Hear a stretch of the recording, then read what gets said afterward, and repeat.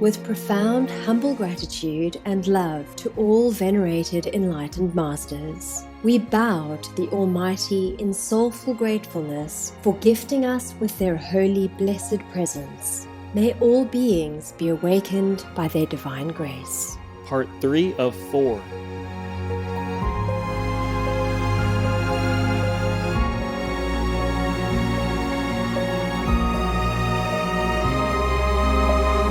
Etc. Our programs offer many languages. Please visit suprememastertv.com/schedule.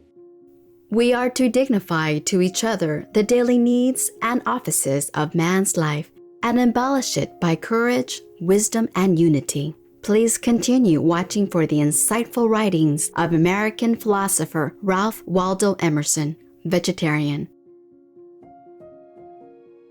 Anything with a face, I don't taste. Anything with an eye or two, I don't chew. Anything with a mouth stays out of my mouth. Will I am vegan.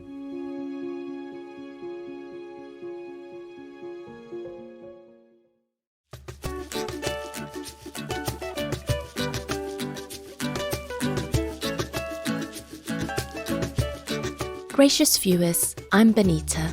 The sincere people of Montserrat pay homage to you for your diligence in the pursuit of spiritual practice and pray to God to protect you and your families always.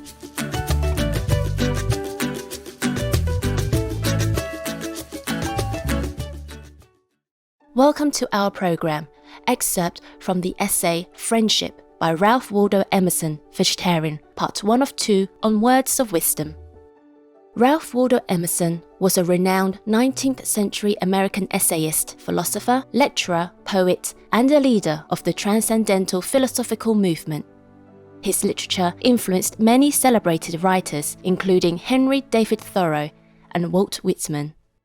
Emerson is most famous for his essays through which he expresses ideas of freedom, spirituality, individuality, the great ability of humans to have profound realizations, and the relationship between the soul and the surrounding world.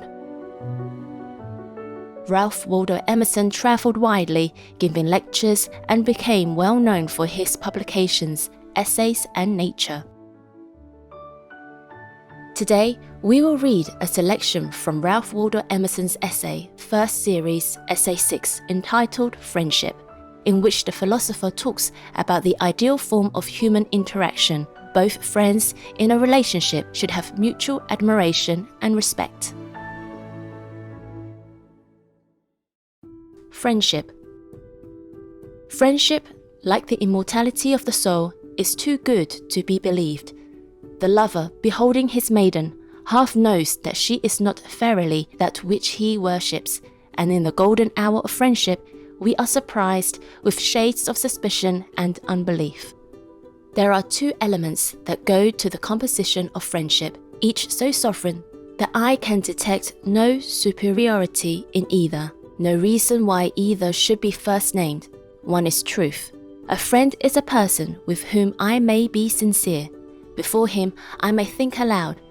I am arrived at last in the presence of a man so real and equal that I may drop even those undermost garments of dissimulation, courtesy, and second thought, which men never put off, and may deal with him with the simplicity and wholeness with which one chemical atom meets another. Sincerity is the luxury allowed, but diadems and authority only to the highest rank, that being permitted to speak truth as having none above it to court or conform unto. Every man alone is sincere. At the entrance of a second person, hypocrisy begins. We parry and fend the approach of our fellow man by compliments, by gossip, by amusements, by affairs. We cover up our thought from him under 100 folds. To stand in true relations with men in a false age is worth a fit of insanity, is it not? Almost every man we meet requires some civility, requires to be humoured. He has some fame, some talent, some whim of religion or philanthropy in his head that is not to be questioned, and which spoils all conversation with him. But a friend is a sane man who exercises not my ingenuity, but me. My friend gives me entertainment without requiring any stipulation on my part. A friend therefore is a sort of paradox in nature. I, who alone am, I who see nothing in nature, whose existence I can affirm with equal evidence to my own. Behold now the semblance of my being in all its height, variety and curiosity reiterated in a foreign form, so that a friend may well be reckoned the masterpiece of nature. The other element of friendship is tenderness. We are holden to men by every sort of tie, by blood, by pride, by fear, by hope, by lucre, by lust, by hate, by admiration, by every circumstance and badge and trifle, that we can scarce believe that so much character can subsist in another as to draw us by love. Can another be so blessed and we so pure that we can offer him tenderness? When a man becomes dear to me, I have touched the goal of fortune. We chide the citizen because he makes love a commodity. It is an exchange of gifts, of useful loans. It is good neighbourhood. It watches with the sick, it holds the pall at the funeral, and quite loses sight of the delicacies and nobility of the relation. But though we cannot find the God under this disguise of a sutler, yet, on the other hand, we cannot forgive the poet if he spins his thread too fine, and does not substantiate his romance by the municipal virtues of justice, punctuality, fidelity, and pity. I hate the prostitution of the name of friendship to signify modish and worldly alliances. I much prefer the company of ploughboys and tin peddlers to the silken and perfumed amity which only celebrates its days of encounter by frivolous display, by rides in the curricle and dinners at the best taverns.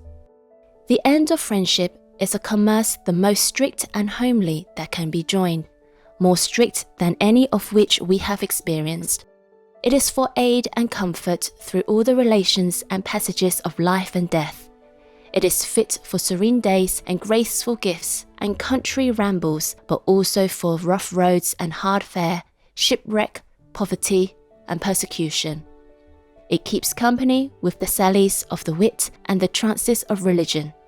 We are to dignify to each other the daily needs and offices of man's life, and embellish it by courage, wisdom, and unity.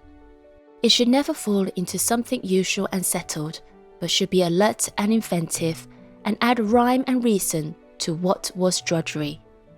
Friendship may be said to require natures so rare and costly, each so well-tempered and so happily adapted, and with so circumstanced. For even in that particular, a poet says, love demands that the parties be altogether paired, that its satisfaction can very seldom be assured. It cannot subsist in its perfection, say some of those who are learned in this warm law of the heart, betwixt more than two. Two may talk and one may hear, but three cannot take part in a conversation of the most sincere and searching sort.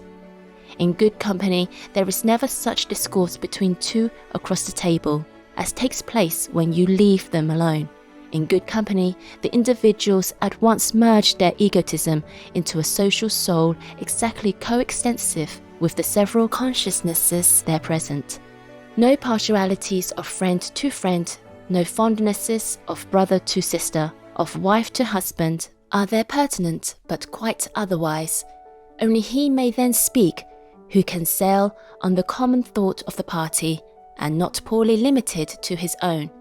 Now this convention, which good sense demands, destroys the high freedom of great conversation, which requires an absolute running of two souls into one. Vegan, because we dare not destroy God's creation. Graceful viewers, it was wonderful of you to join us for today's Words of Wisdom show. Coming up next is Advanced Inventions of Ancient Egypt, Part 1 of 2. Please stay tuned to Supreme Master Television for more uplifting programming.